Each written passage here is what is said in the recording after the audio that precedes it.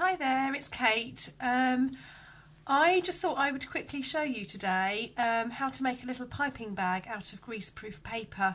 I've spent the morning making biscuits for a Christmas concert at my daughter's school tonight, and I thought, I'll ice these. And then I remembered that I taught my class gingerbread men cooking on Saturday. And because our class is only an hour, we didn't have time to do the icing, much as I would have really loved to do so. So I'm hoping some of the mums who send their children to my class will be watching this as well, so they can have a go at icing biscuits or gingerbread or whatever. But it's a really lovely little trick and it doesn't cost you very much at all. So if I just show you, so here's some of the gingerbread men that I've just decorated to show you, and this is the little piping bag that I have made using just greaseproof paper. So if I show you on this little man here, how easy it is. It doesn't take much icing either. And I've actually I've made a mixture from egg white and icing sugar, which makes royal icing. And I've chosen to do that because it dries really hard. You can add a little bit of lemon juice to the mixture as well for a bit of flavour if you want, or if it gets a bit dry, to loosen it up a bit. So I'm going to show you now how to make the greaseproof paper bag. So I've got my normal greaseproof paper, and what I do is I start by just folding a triangle up about the size that I want my bag. It's not an exact art, well, it's not when I do it anyway. I just work out roughly the size that I'd like my bag to be, and then I fold it over so that I get a straight edge to cut along like this, and I cut a rectangle off.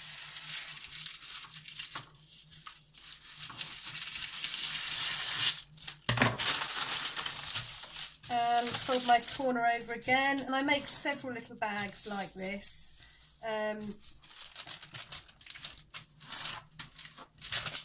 so that when I run out I've got another one ready.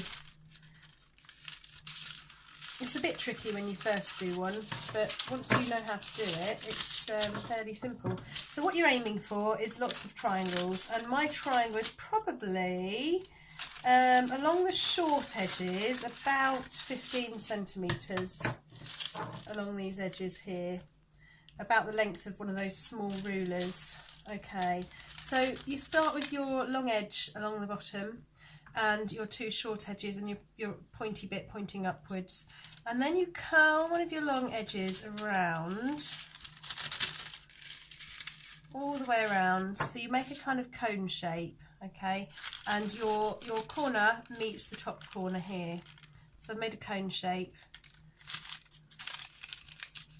and then I curl my other one around, all the way around the back, and it doesn't quite line up, but you have to jiggle it around a little bit until your three corners meet, and there shouldn't be any gap at the bottom. You shouldn't be able to see any air through the point should be closed.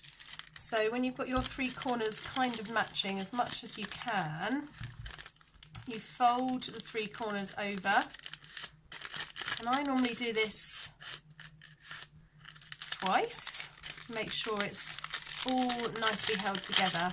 Oops, I've just loosened it. There we are. So you can't see anything through, it's a sealed cone. Okay, I'll show you that one more time. So I start with my long edge along the bottom and my point pointing upwards. I curl the first corner around and back on itself until the corner meets this corner. So it's like this. There we are. And then I curl the other corner round.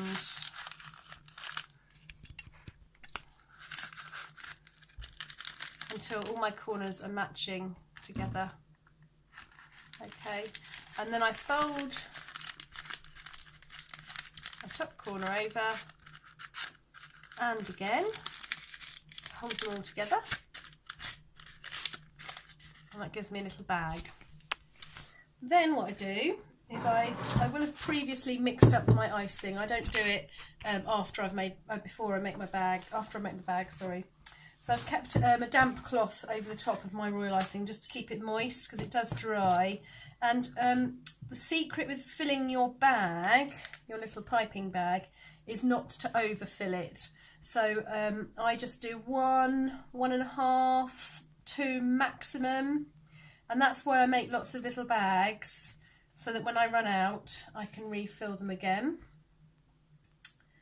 And the reason you don't want to overfill your bag, so you can see it's about half full here, is because it will squirt out the top, and that is really not a very nice thing to happen. So I'm just flattening the top of my bag. It's all in the bottom here, and I'm going to fold my top over and over again so that my top is sealed. And then I get my scissors and I just snip the point off. Okay, so I've got a little hole for my icing to come through. And then what the idea is, you squeeze from the top, you don't squeeze from the bottom. You can use your hands at the bottom to guide it, but you squeeze from the top. So I'm just going to gently go around the edge. And now you can use these piping bags for melted chocolate as well, or normal icing if you make it stiff enough. The icing, when you mix it up, needs to be able to hold its shape and stay where it is without spreading out. So it needs to be fairly stiff, I would say. I did 1 egg white, and I don't know how much sugar I did. I just added it until it was the right consistency. You can buy boxes of royal icing as well, and you just add water to those, which is even easier, and it probably tells you on the pack how much sugar to water that you need to use. So hope that's helpful. I'd love to see people's gingerbread men. Post a picture on my page on Facebook. I'd love to see it. Thanks for listening. Bye.